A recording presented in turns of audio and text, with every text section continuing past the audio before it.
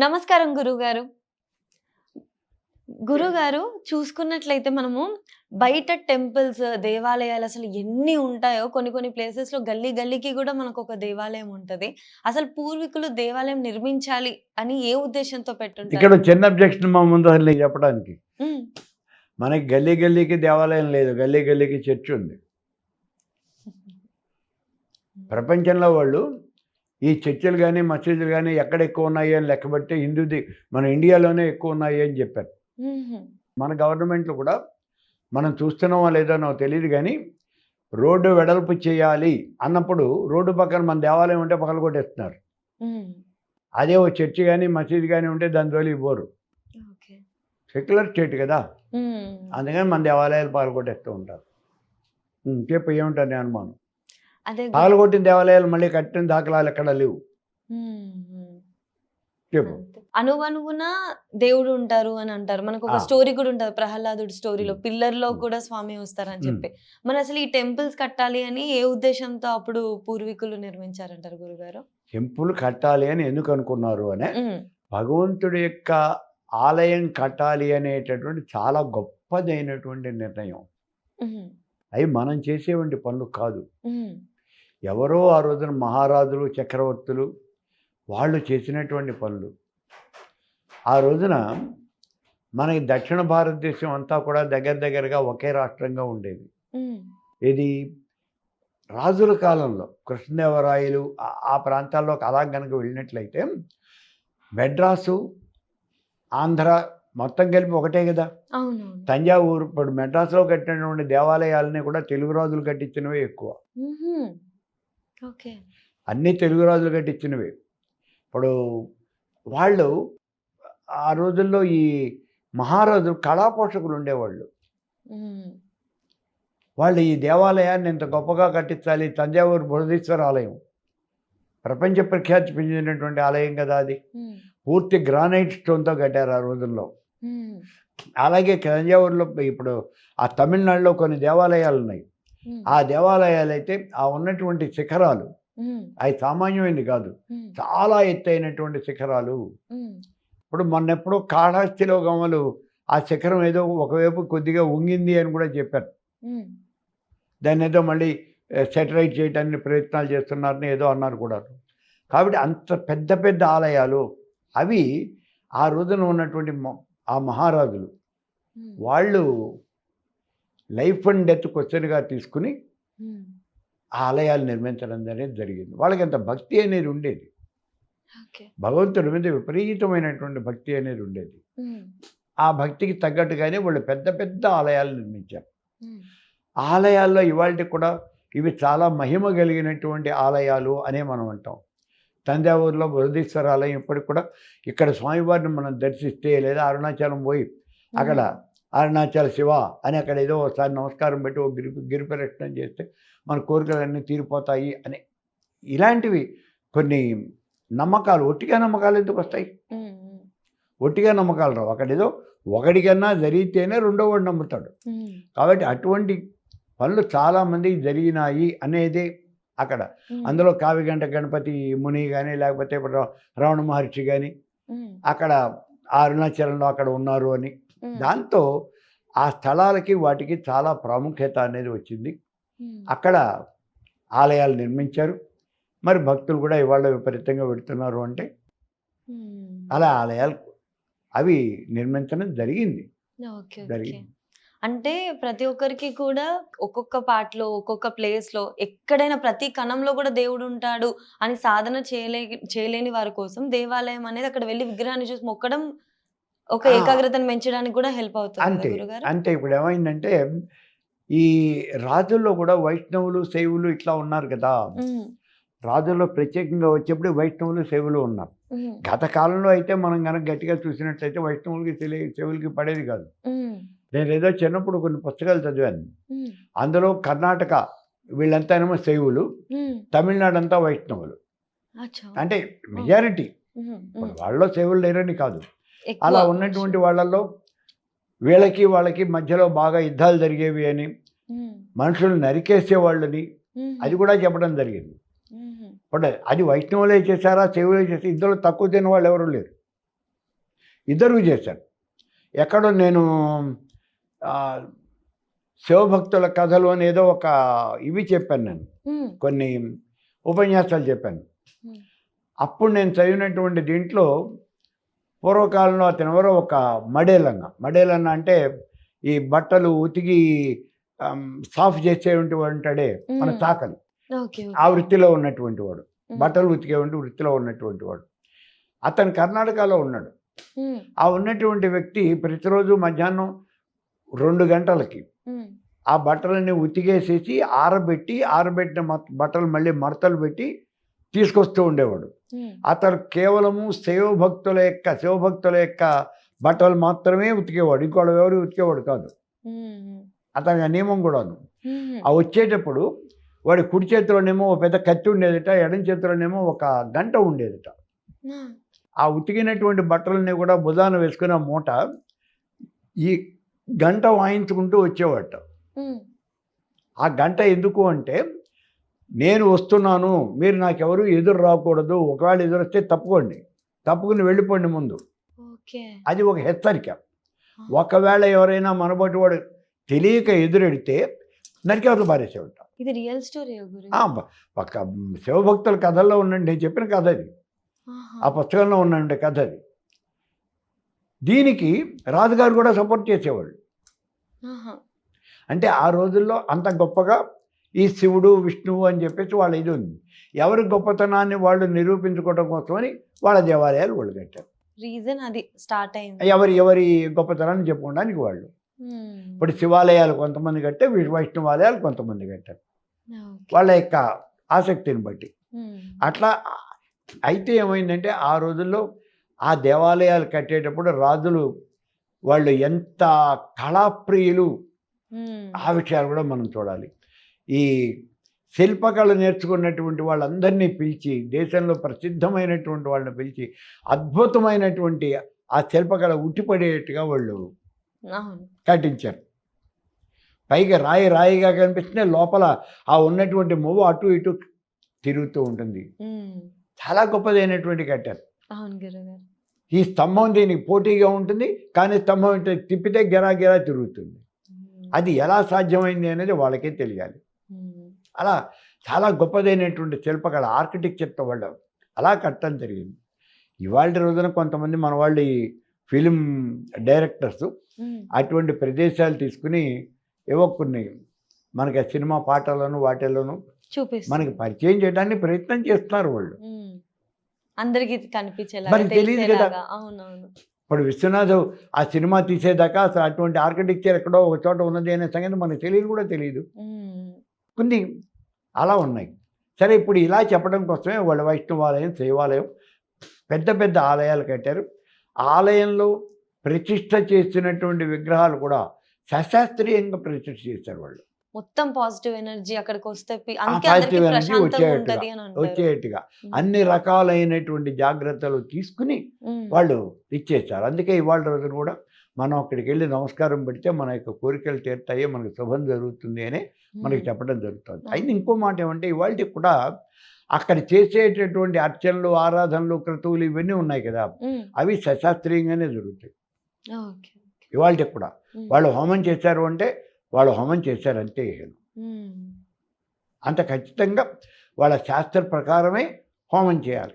ఎందుకంటే ఇక్కడ కామ్యకర్మలు చేసేటప్పుడు అందులో ఏ వస్తువులు వాడాలి, ఎలా హోమం చేయాలి అనే వాడు చెప్పబడుతుంది.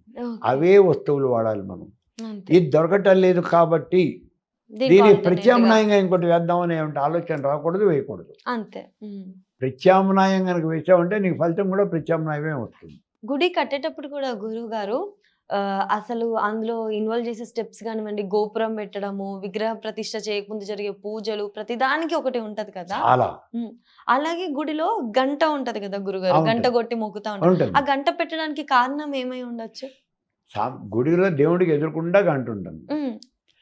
ఆ గంట మనం ఇదేమిటి అంటే, మనం వచ్చాము గంట కొడతాం మనం గుళ్ళకి వెళ్ళంగానే, స్వామి నేను వచ్చాను అని చెప్పడం కోసమే.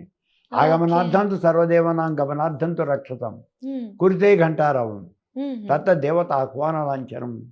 ఆ దేవుడికి నేను వచ్చాను అని చెప్పేసి, స్వామి నేను వచ్చాను అనే మాట తెలియటం కోసమే గంట.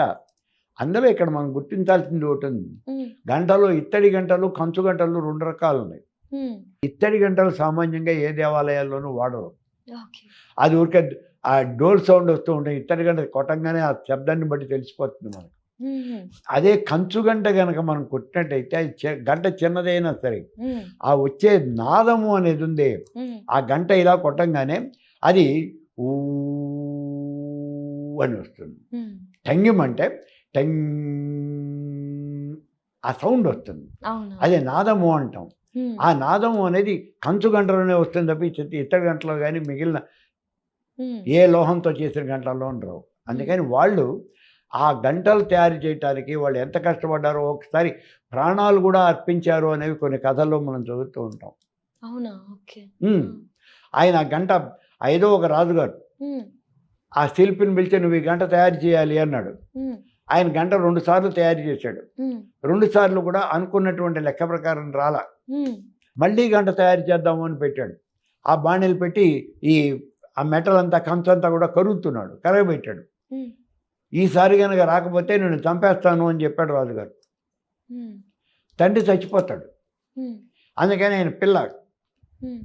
తండ్రి చచ్చిపోతాడు అనే భయంతో ఆ పిల్ల కాస్త అందులో దూకేస్తుంది. ఆ కరుగుతూ ఉన్నటువంటి మెటల్‌లో దూకేస్తుంది. హ్మ్. చచ్చిపోతుంది. హ్మ్.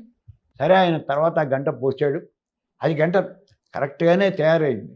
కాబట్టి ఇలా వాళ్ళు ప్రాణాలు అర్పించినటువంటి వాళ్ళు కూడా బోలెడు మంది ఉన్నారు ఆ గంటలు తయారు చేయటానికి. సామాన్యం కాదు. గంట తయారు చేయటం అంటే ఆ దేవాలయాల్లో పెట్టేటువంటి గంట హ్మ్. మామూలు విషయం ఆ! కాదు. చాలా. అదే ఇప్పుడు ఏదో ఇక్కడ చూస్తూ ఉంటాం ఇంతంత పెద్ద గంటలు. అవి ఇత్తడి గంటలు. హ్మ్. హ్మ్. హ్మ్. హ్మ్. ఓకే. ఇత్తడి గంటలు కాదు అక్కడ పెట్టేది. కంచు గంటలే పెడతారు. దేవుడి దగ్గర కొట్టేది కంచు గంటలు. నేను వచ్చాను స్వామి హ్మ్. అని మనం శబ్దం చేయటం కోసమే గంటలు కొట్టు. స్వామివారికి తెలియజేయటం కోసం గంట పెడతారు. ఒకటి స్వామివారికి మనం వచ్చామని చెప్పినట్లు, ఇంకొకటి ఆ గంట కొట్టినప్పుడల్లా పాజిటివ్ ఎనర్జీ అంతా కూడా వస్తుంది వైబ్రేషన్స్ కదా! అంతా టెంపుల్ అంతా మొత్తం వచ్చేస్తాయి. హ్మ్. రింగ్ అవుతుంది. వేరే కంట్రీలో గురుగారు అలానే గదా! ఇలా కొట్టి ఇలా సౌండ్ చేస్తా ఉంటే పాజిటివ్ వైబ్రేషన్స్ పోతాయి అని చెప్పేసి అంటారు. అది మన గుడిలో మనకి గంటలాగా ఉంటది మన బేసిక్‌గా. గుడిల్లో ఆ! గంటల్లాగా ఉంటది. హ్మ్. అంతే. అంతే. గురుగారు ఇంకొక విషయం, హ్మ్. ఏ గుడి తీసుకున్నా గూడా, దేవుడు ఎవ్వరైనా కూడా గుడి తీసుకుంటే ప్రతి ఒక్కరు కొబ్బరికాయ కొడతా ఉంటారు. అవును.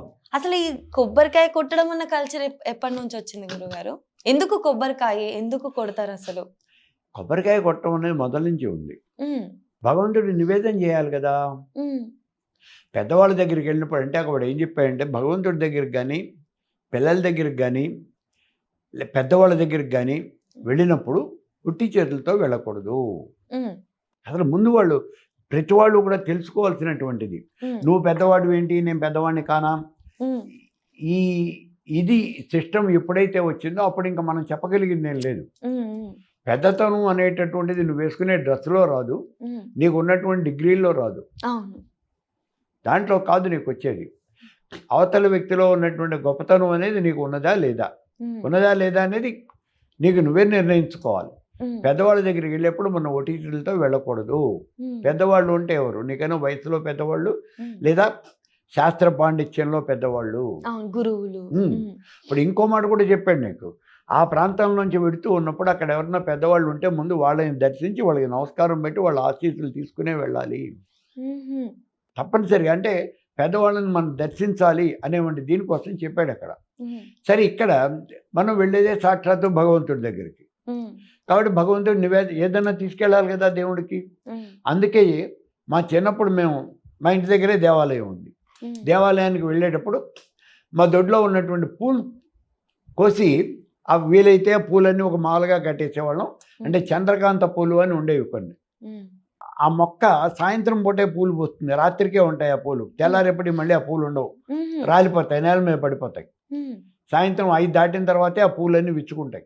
ఓకే. ఓకే. ఆ! ఆ పూలు కోసేసి అదేదో ఇలా కాలి పట్టాలే వచ్చేది ఆ మాల. హ్మ్. అలా కాలి పట్టాలే వచ్చేది. మా అమ్మ కట్టేది ఆ మాల.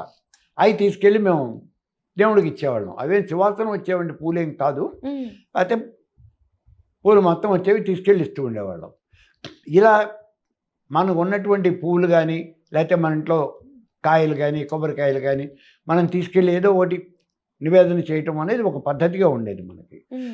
కొబ్బరికాయ నివేదన ఎందుకు చేయాలి? ఎందుకు చేయాలంటే అరటిపండు కూడా నివేదన చేయొచ్చు. కానీ అరటిపండు నివేదన చేయమని ఎక్కడ శాస్త్రంలో చెప్పలా.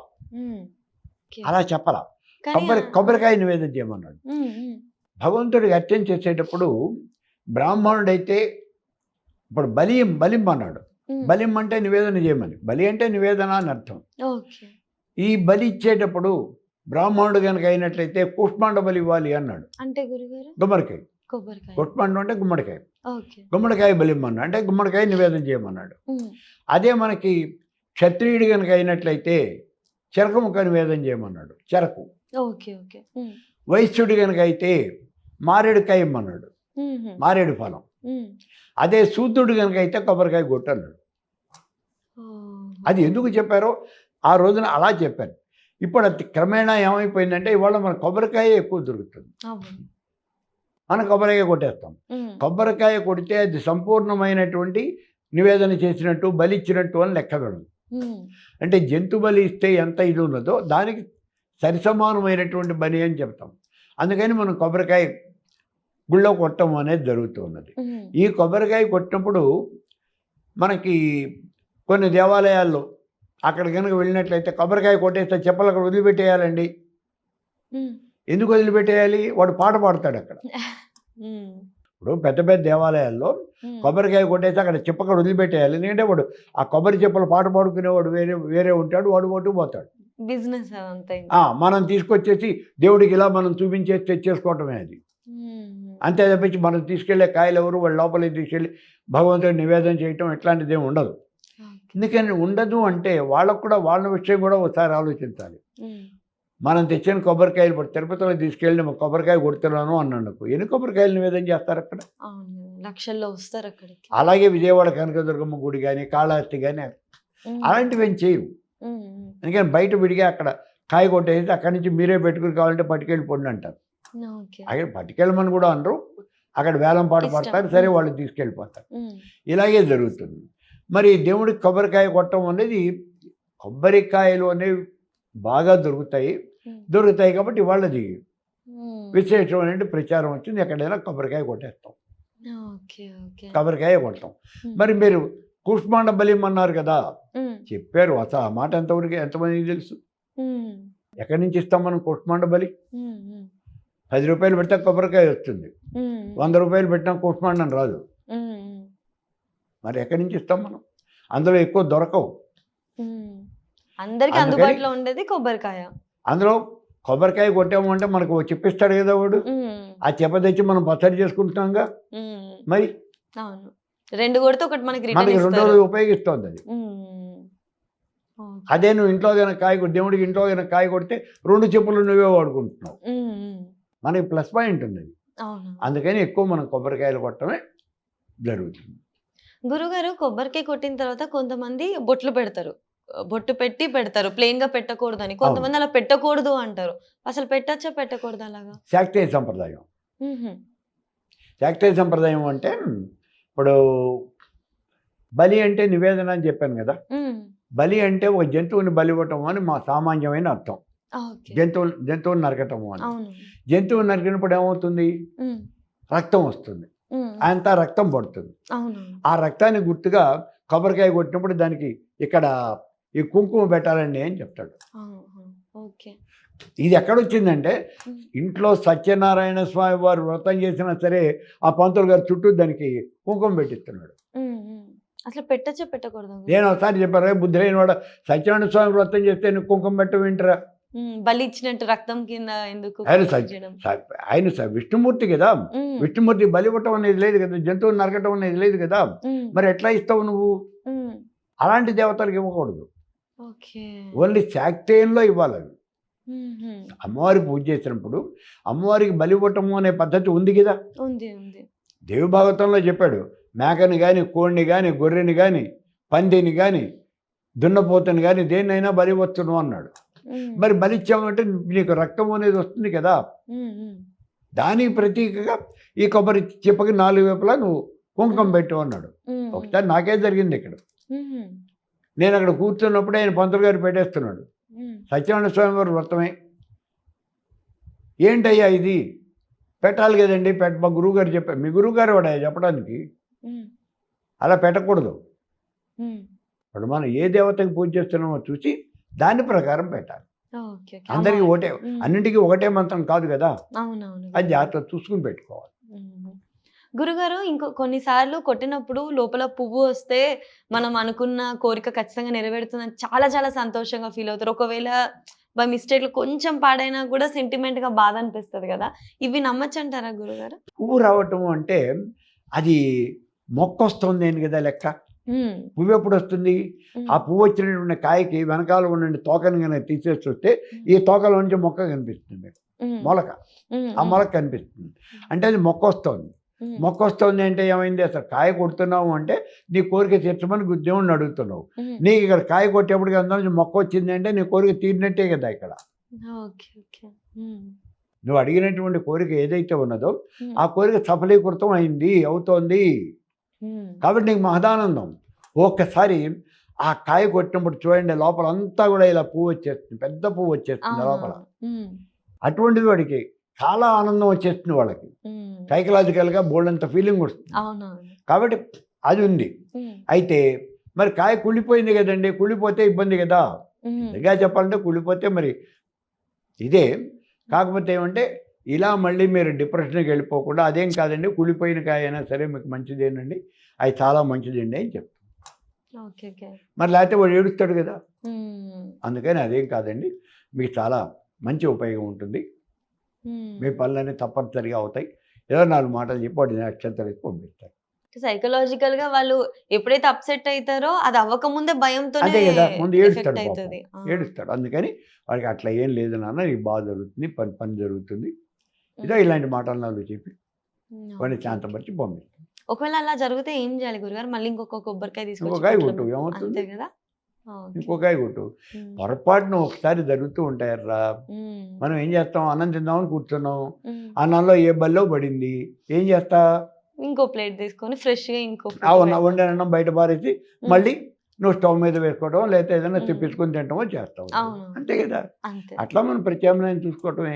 గురుగారు కొబ్బరికాయ ఇప్పుడు మనం దేవాలయాల గురించి మాట్లాడుకున్నాం కదా, పూజ గురించి అంత పాజిటివ్ గా వీటి గురించి మాట్లాడుకున్నాం కదా.